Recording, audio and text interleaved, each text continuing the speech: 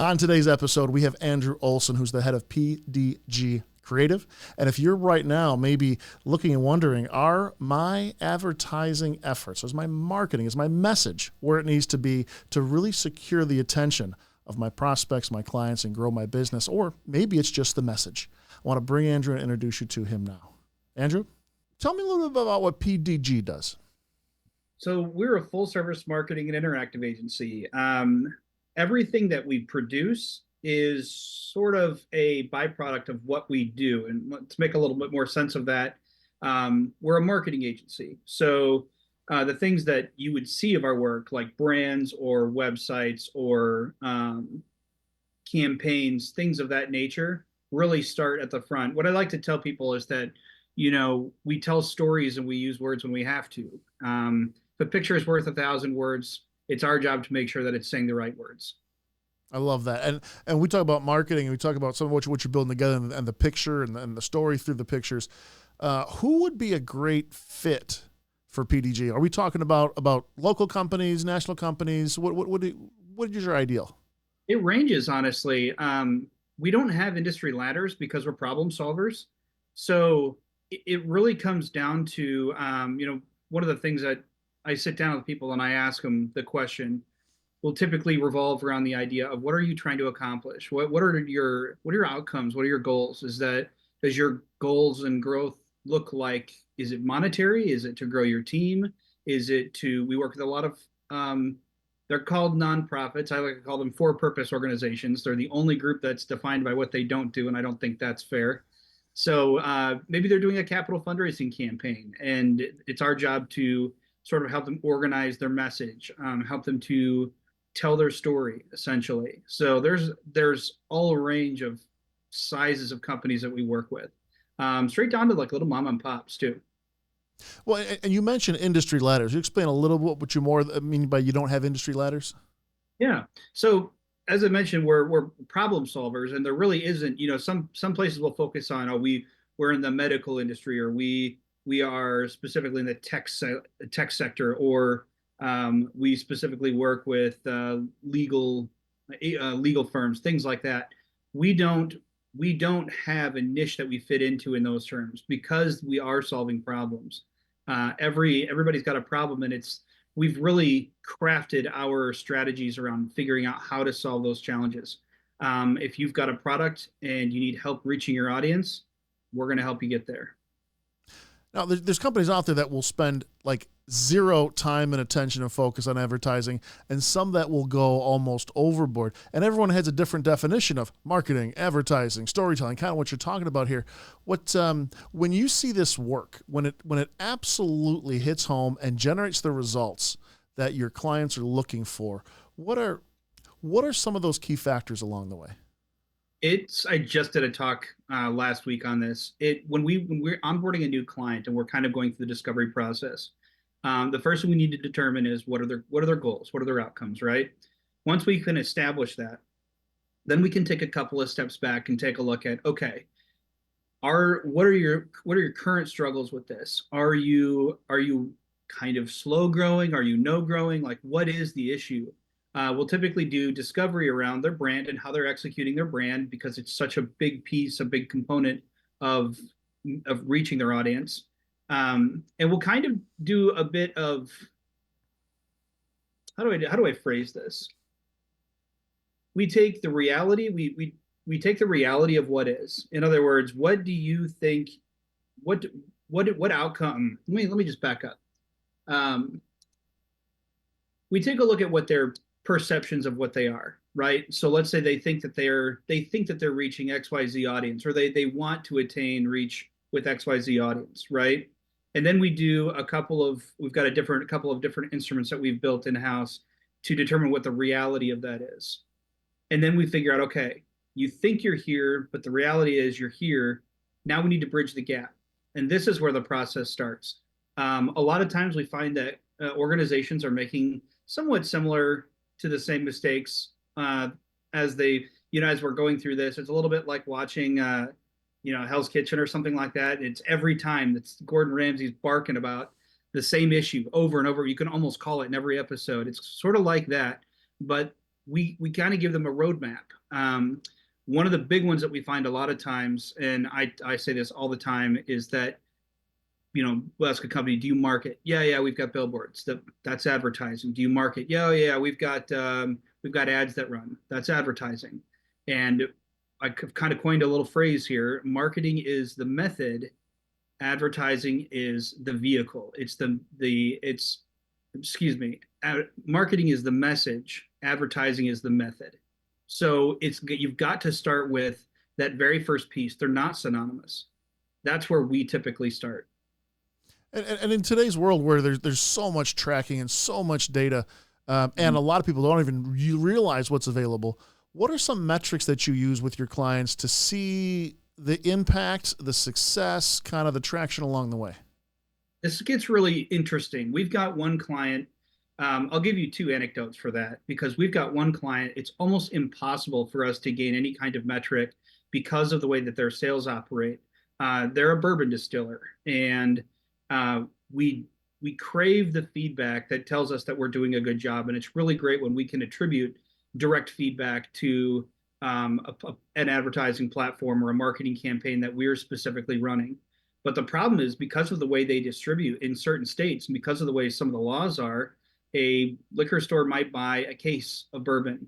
And so then they'll sell it off over time. Then they'll buy another case. And so we're kind of stuck in this, well, did we help sell that case or in what time period? Sometimes the sales are behind by a quarter just because, again, of how they're distributed. So we have to get creative with how we're working on metrics at that point. We have to decide, we have to look at it and go, okay, are we having a positive net impact on sales? Are we seeing sales trends go up? Sometimes we can come up with really clever ideas for them to help give attribution to campaigns, but they're a really, really specific, difficult client. Believe it or not, they're not that hard to find. The ones that are hard to get attribution for. But then there's the ones that are just super, super easy. E-commerce, for example. We've got one client that makes 6 figures a month easily in sales, and we can attribute every single sale through their website the way we're able to track it. Then we run other campaigns as well. And really, with some clients, it's a distribution of risk as well. Not only are we doing social media campaigns to generate revenue, but we're doing maybe email blasts as well, or we're doing different types of mailers that have various methods of collecting and bringing in data. So it really just depends on how the client allows us to, how invested they get, and how much they allow us to be creative in order to collect the data, if there's data to be gathered. Which is awesome because you're right. There's so many metrics that make the ROI pretty straightforward, and others it's just, man, I hope I have the engagement, the awareness, and there's reasons for both, right? I mean, there's reasons to work on multiple levels. It's not just pick one ad, hope I get the right ad, and that's called marketing. I mean, you're actually layering some techniques here. Mm-hmm. And on top of layering the techniques, there's sort of a rule. It used to be back in the print world where you needed somebody to see a campaign 9 times different ways in order for them to start digesting it. It's the rules are somewhat, they still somewhat follow that train of thought, but now you've got so many different avenues that you can go down. Oftentimes it's really about sitting down and figuring out, okay, what are the best methods for advertising here? How do we get this message out? And then having a really, really strong message. I just cannot point out how imperative it is to start with a really good foundational message because in my speech earlier this last week, I kind of talked about it's like selling lipstick to Harley drivers, right? You've got the wrong audience, it's the wrong product, you're not going to make the connection, and they're not going to buy. So you've really got to figure out what are you selling, how can you reach your audience where they are, and then get them the message. And sometimes that's hard to look inside yourself, inside your company. I know a lot of people want to bring this on internally, or they got a department for it, or they're going to figure it on their own or watch YouTube. Talk a little bit about how impactful it is. Even smart people who are very, very knowledgeable about their product, their purpose. Sometimes it's nice to have that outside influence to say, well, hey, what you're saying, I don't understand. The market would understand. Talk a little bit about why it's important to sometimes have that perspective. We do have a lot of clients that try to take this approach on themselves, and it's never a bad thing to have somebody internally who's at the 40,000-foot level, making sure the plane's going in the right direction. And then we can come along and we can bring in all kinds of outside experience in all of the different industries that we work in and provide not only the production, the execution, the updates. We kind of, for all intents and purposes, we become a partner, which is really the foundation of how we prefer to work anyway. And tell me a little bit about your team. So like if someone finds you, really wants to impact their business, really wants to grow that awareness, maybe they're just not sure. They've advertised before, but they're not maybe sure about the exact message or how it's going to resonate or all the stuff you talked about thus far. What are the first few steps that you or your team take with them? And who does that? We go through a discovery phase, and it really depends. If they're really, really timid, I'll typically sit down with them and get to know them a little bit before we just dive right into any kind of discovery. But really, it's about asking some foundational questions. So, for example, I might sit down and say, this is a little bit of a look under the hood, right? But I'll sit down and just ask them the question, why do you need a marketing consultant? That's the biggest objection that I get sometimes. Well, I don't need one. All right, then it's nice to have met you. Let's have a good day, Sometimes the question is, I don't know if I need one. Then it's, I don't either. Let's figure that out. And then I'll kind of I'll ask a couple of different questions so that I can try to get into their head a little bit. I want to understand what are they thinking when they're making, at the cusp of making this decision. And then it's, again, diving straight into things like, okay, so we've identified that you have a need. So is that need in dollars? Is it what kind of growth? What does it look like? And once I can establish that, then I can ask the question. I will ask the question, if you didn't get this money, if you didn't raise this capital, or if you didn't meet these sales quotas, what would this do for your business? What would be the detriment to not being where you need to be? This really helps them to shift a paradigm, because too often people think of marketing as an expense rather than an investment. If you were to give me $10 and at the end of the day I handed you back 500, how many times would you do that? I mean, I do it all day long, right? But you got to have the $10 to begin with, and sometimes it can be a little bit scary working people into that mindset. So it's sort of taking them to the top of Everest and looking down. Hey, we want to make $1 million this year. Okay. You want to make $1 million this year. Well, how much would you spend to make that money? Would you spend 100,000? Would you spend 200,000? Would you spend 400,000? And I just go till they say no. $900,000, I wouldn't spend that to make $1 million. No. I mean, some might. That is a little bit ridiculous. The good news is it's not going to cost you nearly half that. It's not even going to cost you a quarter of that. But it gives me an opportunity to say, look, we are talking about $1 million here, or $5 million, right? It makes the investment, now it doesn't seem so difficult. We're not going, well, I got to come up with $100,000 somewhere. It's, well, we're gonna raise $1 million. It'll be easy to find the $100,000. Let's start at the knowns. Yeah, like you said, it's not just money that's going to go into what we've always done in marketing. Not always going to go into yellow pages and billboards and bench seats, right? So, what are some things you and your team do that we might not be aware of? I know you're great on the digital marketing side, but what are some other capabilities you have that your clients benefit from? Just in terms of a service base, or just in terms of some of the creative things we've done? I've seen some incredible creative things, but things you wouldn't normally think of in terms of maybe swag or design or posters or pamphlets or shirts, or just some things that I've seen that you wouldn't normally think of when you think of digital marketing or marketing in general. Let me tell you a story, just because this one's really fun to talk about.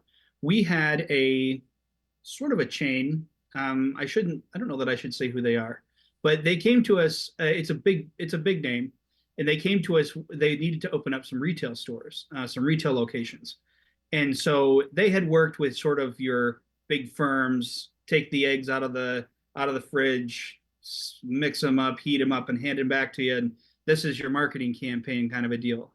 And when I was talking to the gentleman when I first met him, he said, "I want you guys to come up with some really creative stuff. I just go nuts." And I'm sitting here across my conference table going like, how nuts? Because we can come up with some pretty zany stuff. And so he said, put a proposal together and I'll tell you if you've gone too far. So the idea that he came up with was for 2 or 3 of the locations that they were getting ready to open. they had very large parking lots that were available to them. So what we had them do was erect these giant, I'm going to call it a box just to give you a visual space to put it, but every wall had a net on it, right? And they were supported by these wires. And then there was a net on top as well. And we put out a big sign that just said coming soon. So we didn't really brand it so much, but you could see the construction going on. You knew that there was this all of a sudden this giant box, this netted box inside of their parking lot, and it really started to generate some really fun buzz. And so when they got closer to opening, what we did was we took all kinds of beach balls, all manner of sizes, big ones, small ones. The idea was that they just couldn't get blown out if the wind picked up. And we changed the sign to say, here we are, we're coming soon. The person who can guess how many beach balls are in the container and get the closest will get a free membership for a year. And it went so well that they actually had us almost last minute kind of help them with their grand opening as well. We got fireworks arranged. We had a plane fly over town with a banner on it.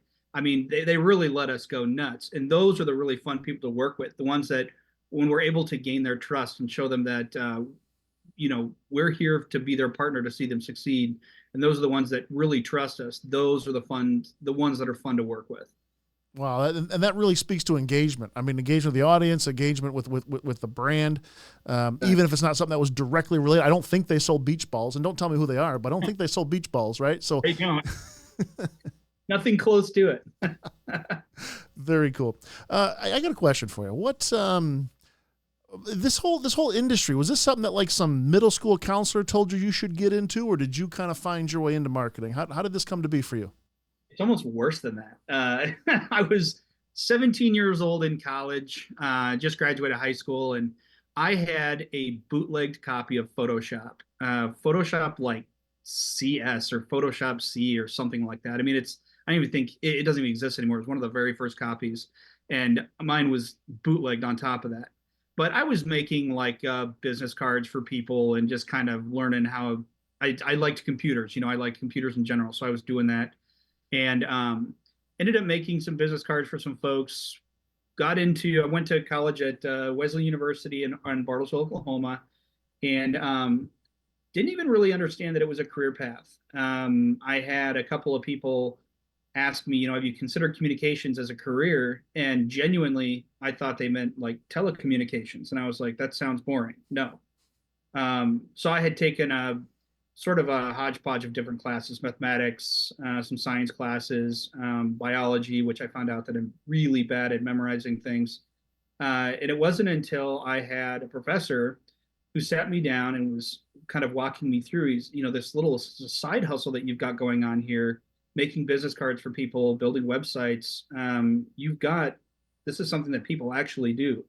And he got me signed up to visit a firm in New York City. We did a class trip, one of the business classes. We stopped by an advertising agency, and I was enthralled. I just thought it was the neatest thing ever. And by the time I graduated from college, I already had a couple of employees, but I was small time, really, really, really small time. And there was a firm in my hometown, PDG Creative, and it was almost like God was knocking on the door, but I wasn't answering because I just wasn't paying attention. And you probably know he starts with starts with taps, and eventually moves to baseball bars and baseballs and crowbars and everything else till he get your attention. And I finally, during lunch one day, went up and talked to the owner, and I just said, "Hey, I don't know if you're looking to sell, but I'd be interested in the conversation." And he was like, let me get my kids into school. I've never really thought about it, whatever. And then the next day I had an email from him. And that was sort of where PDG took off. That was where that really launched. Awesome. Because you're right. It's your preparation. It was your background. It was in front of you. But if you wouldn't have had that conversation, right. There's a lot of businesses like that, a lot of family-owned businesses without a succession plan. A lot of family-owned businesses, and I want to say family-owned. I mean, maybe size, maybe scope, like 1 to 10 million, right, in terms of revenue, but it can also be your rocket fuel, your propellant So did that came with the team? The company was in the transition. How did that work out? Yeah, it was really interesting. So I had a friend who worked for me at the time at my little business, and he had said, "Hey, I got offered full-time work at this bigger agency, and I think I should take it." And I was like, "Yeah, you should take it because I can't give it to you." And so he came over to PDG to work, and it was almost like, we'd catch up from time to time, and he's like, I'm really thinking about trying my luck somewhere else. And this was at the point where the owner and I having those conversations about me taking over, but I was bound by an NDA. I couldn't say anything to him. And so I kept saying to him, maybe just give it, I don't know, maybe give it 6 months, maybe give it another 8 months, see what opens and what kind of opportunities present themselves for you. And so it became kind of funny because then 2 weeks before we'd penned the deal, everything was done, we'd penned it. And so the owner and I finally said, okay, we can talk about it now. And I remember walking around in Walmart one day and I got a text from him and he goes, "Hey, I think I just found a job." So that was pretty comical. But I did get to combine the two teams together. And I will tell you, I really thought business was going to be all about the numbers. I thought that it was going to be all about bringing in these fancy contracts, finding these exciting whatevers. But what I learned, and I learned it in a really beautiful way, was that what really made us different was the culture that we were making. And we didn't even really know it at the beginning. We had a great team and a great culture, but didn't have any idea what we had. And I went to a leadership conference, and I remember coming back and just saying, "I've been doing this all wrong." And I took the team aside and said, "We're going to start over. We're going to start over as me as a leader, us as a team. I really want to figure out what it is that we have here so that while we're growing, we keep and maintain this incredible culture that we've got." And it is something we still struggle with. I shouldn't say we struggle, but we are learning all the time, all the time. Well, I had the privilege of speaking to some of your team members, and I'll tell you that they spoke very highly of the culture as an intention, right? Yep. Like you said, "Hey, I came back and I said, you know what? I'm gonna drive this. This is gonna be one of our principles, one of our core values, something that as an owner I'm gonna expect out of my organization and people, and that's it." They couldn't have spoken more highly of it. So that's why I asked you, because you must be doing something there, because they mentioned all kind of things since really coming out of COVID even. I mean, it's been a continuation and a growth in an industry where, I mean, AI is kind of could be a massive disruption or a massive help. And it looks like your team has run a really good balance in kind of knowing where they are now and where the company's going. And they champion it. We've got our core operating principles and our beliefs and cultural values on posters in the office, in the we call it the work area, but there's probably a more creative name for it, I'm sure. But they're hanging there, these big 4.5-foot banners that hang there, and we're able to walk around them every day and remember, okay, we kill our sacred cows. We don't just do things because that's the way we've always done it. Is there a better way to do it? We don't muzzle the ox. We pay our people well. We don't cap compensation rates. We don't gossip. That's a huge one. And gossip is one that's so destructive, and I don't think people realize how destructive it is.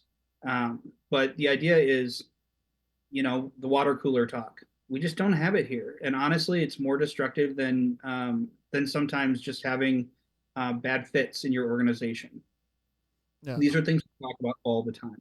Yeah, absolutely. Now, I want to ask you a little bit about maybe some things you've seen in the market that is causing your team and even yourself or your clients to think differently. What are some things that are causing some navigational changes?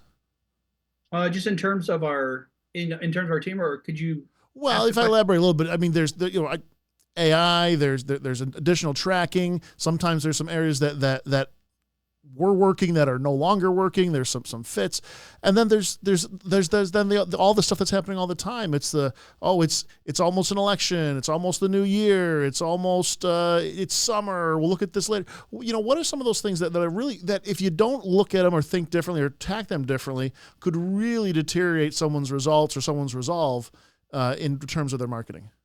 think it's being afraid of the new ideas, right? AI it is now even, but it was such a buzzword when it started. People kind of started getting sick of it, and I think the tools that were developed around it, especially at the very beginning, were a little bit. I think they were a little bit crude, and what I mean by that is everybody all of a sudden started getting inundated by what were obvious AI, generated emails to their inbox, and oh, you just roll your eyes every time you get it because you're just like, yeah, can I just not? Can you just leave me alone? Can I talk to a human being? This was a problem even before AI. How many times do you call in a place and get lost in their phone tree? You just want to talk to a person. Um, Recently, we've been using tools like ChatGPT to create sort of a desk assistant. And it's been really interesting to watch this tool sort of morph and form because on the one side, you don't want to just throw AI at somebody because you're just going to frustrate your customers. But at the end of the other side, it's like, how can we make it useful? How can we use a tool like ChatGPT?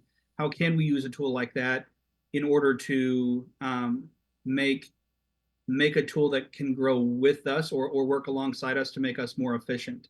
And it's interesting to see some of the ideas coming out of not just my team, but out of some of my clients as well.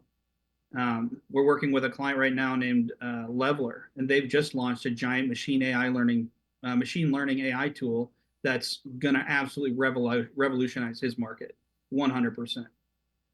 Well, and I love the way you kind of describe it. Like it's there. It's gotten a lot better, but it's a tool. It's not a crutch, right? Right. It sounds like your team's using it to the benefit of where it makes sense, how it makes sense, and even exploring new ideas. Right. What are some things that right now make you a great option for your clients who are maybe on the fence or maybe they're evaluating 3 or 4 different agencies? What are some things that you would say that really stick out here? Something that always throws off people whenever I'm working with them is I tell them flat out that we don't do RFPs. And that is always something that throws people off. Um, I get questioned, and usually not aggressively, but I'll get questioned like, why? Why don't you do RFPs? And the way that I respond to that is, look, if we're going to go to lunch together, we're going to get to know each other. And oftentimes I'm dealing with big accounts. People are spending a lot of money with us through their advertising, through their marketing. And if there's something that me or my team does that bothers you or annoys you, it's only going to get worse over time. It's just going to get worse. So we're also not a cookie cutter shop. So I tell people, look, figure out who you want to engage with, and then let's figure out to what capacity. What's the scope? Love that. Now, where do you see your industry going over the next, say, 1 to 3 years? Where's this track headed? The industry or PDG in general? Let's talk industry and then PDG. Man, what a great question. Where do I see the industry going over the next 3 years? I could see for sure, I know we've touched on it a little bit, but I could see AI becoming a much bigger player, but not in the way that most people think. I can, like I said, I see it being a companion tool. I oftentimes hear a lot of people saying that they're afraid of losing their jobs, they're afraid of this, they're afraid of that. For example, content writing. When you're writing content for a website, ChatGPT can literally write content all day long. But the trick is garbage in, garbage out, right? If you're not giving it a good prompt or you're not providing it with a good foundation, you're just going to get garbage out of it. That's one area that I could really see taking off in a big way here. And I mean, it already has to a lot of degrees. Um, but I could almost see the human element that we've lost through all the AI innovations. I could almost see the human element coming back in a really big way as well. For example, I do a lot of note writing to clients. I write thank you cards, I write notes on stationery and pop it in the mail. I'm amazed by the response I get out of this. And I think it's because it's an art that's lost a little bit. We don't do it much anymore. And so there's some human elements that I think have evaporated a bit just over the technological innovations. So I don't know if the whole industry is going to pick up that up and run with it, but it certainly is making a difference in our business specifically. Oh, Andrew, what a great point. Cause a lot of times once everyone's adopted something, it's time to go back, right? Like once everyone's sending emails, it's probably time to send a letter again, right? It's not a crowded avenue anymore. And I really love the way you describe that because, man, if I also see AI coming not only on the side of the marketing, but I also see as individuals become aware, AI is going to be handling the email inbox and telling you what's important. So you have AIs talking to AIs and maybe making decisions for you. Who knows? Right, exactly. Nobody wants that. Yeah. So and I think that's a challenge that it sounds like you're already thinking about and already winning there is how do we keep the human connection? How do we make a point of contact that's still human to human, person to person with the assist and the lift when needed with AI? You do business with people you like, you know, and you trust, right? And your clients, my clients, we do business the same way. You do business with people you like, know, and trust. You can't like, know, or trust an AI bot. But there's always a difference when you can pick up a phone or make a Zoom call and just have a connection with somebody just over the phone, whether it's for business or just catching up. Yeah. Now you see Andrew's information on the screen. You can probably scan that QR code. PDG. What does that take them? It says book. It says book me. Where does that QR code take them? It takes you straight to my calendar. So Oh, wow. if you'd like to book an appointment, book a consultation, I do the first hour for free, and it's oftentimes a great way to get to know, not only get to know me, but get to know them as well. Love that. Now let me switch gears just a little bit. What's something you do for fun? Oh Lord, I have so many nerd hobbies, and they probably stem out of the work that I do every day. I'm a big rock hounder. Have you ever heard of it? You don't mean like polishing rocks from the beach, right? I do mean polishing rocks on the beach. I Absolutely, I love it. mean that. I go on a lot of little hikes. My dad and I do a lot of hiking, whether it be in Colorado or Montana, or we've been all over the Midwest. But I always look for something that I can try to take away and polish. I will sometimes use the rocks that I find if they're interesting enough and make jewelry out of it. Not like necklaces and trinkets and things, and probably not anybody be proud to get, honestly. But it is fun for me. I just find I find the geology behind all of it really fascinating. And this is not a pitch, by the way. I'm not endorsing you right now for the moment, but I think about that. What a great trait for a marketer to have. To be able to look at something that most people walk over, looks mundane, doesn't stick out. You have an eye for it, you see it, you put it through a process, and boom, it's now a piece of jewelry people want to wear on their neck or their ears. Isn't it? I never really thought about it like that. Yeah, what a great trait. What a great trait. Well, Andrew, I want to thank you for your time here today. Appreciate what you've given us and sharing this with the audience. This is something that as they go through, I'm amazed you're having the book a call link right on there. Your calendar's probably pretty busy as it is, but anyone that's interested in talking to Andrew further, he's put that up there for you. I didn't ask him to do it. He put up there for it. It's there for a reason, Andrew, right? I mean, they can go ahead and book and you'll assess whether it makes sense or not. Absolutely. Andrew, thank you very much, man. Appreciate you.